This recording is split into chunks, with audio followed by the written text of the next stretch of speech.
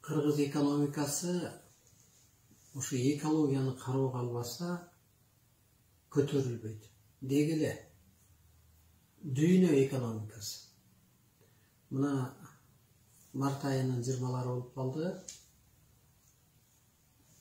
Ушул экология, табият, жаңгыр, дүйнө жүзүндө керек болсо карга айлануу, жер титирөө, Японияда, Кытайда.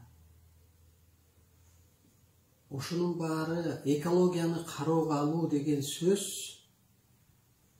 бул эми ааламдык илим болгондон кийин өтө кырлары көп. Экологияны кароого алуу деген сөз, түшүнүк бул адам заттын жан дүйнөсүндө табиятты коргоп туруучу керемет бар. Бул жаңы доордо. Анткени азыр арбай периштелер адамды кийип атпайбы жан катары. Арбай периште күчтүү да, абада, воздух, духтар да алар. Анан ал адамды кийгенден кийин адамдын психологиясы, ошо арбайлык жан дүйнөсү, арбай деген сөз ары байыбаса, жан дүйнөсү байыбаса, жан дүйнөсү жарды болсо, ушу пенде сыпаттан периштелик сыпатка өтпөсө, анда табиятта жер титирөө, өрт, суу каптоо, сүргүн, кыргын, кырсык боло берет делет.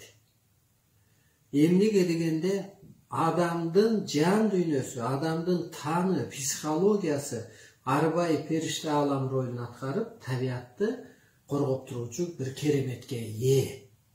Мисалга, ата деле, ата эми арбай го, үйдө улуу да.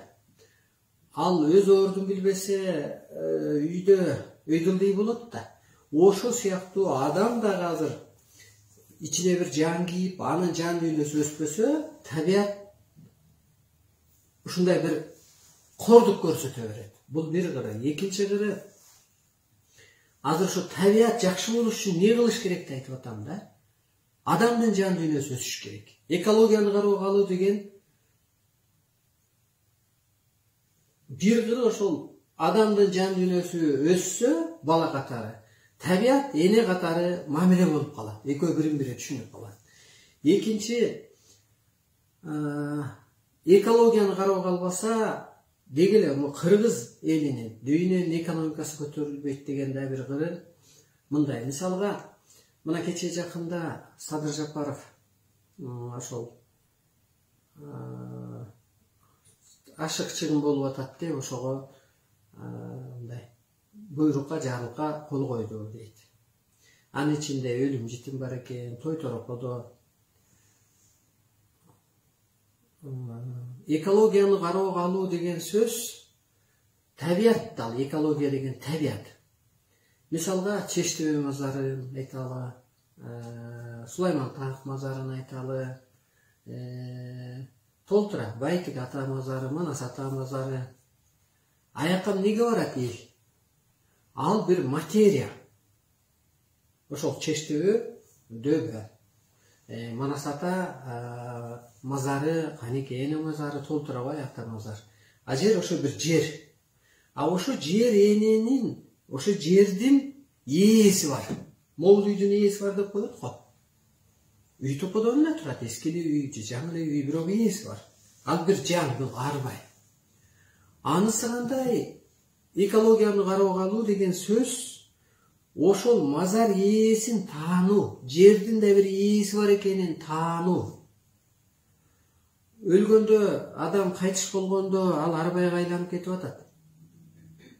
Ага мал сойбой коюу деген бул арбакка сый көрсөтпөй коюу деген сөз.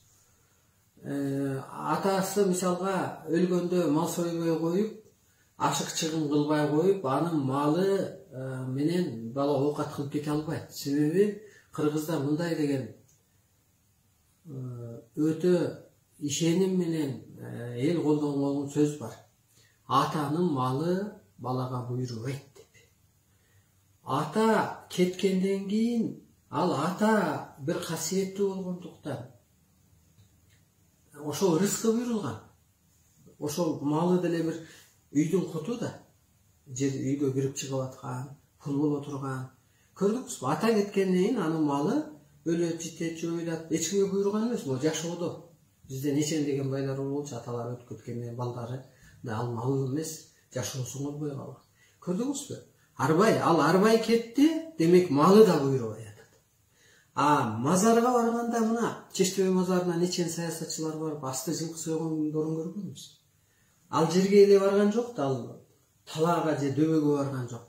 Ошол жердин ээси арбайга сыйынып барды. Сыйлап барды, таазим этип барды.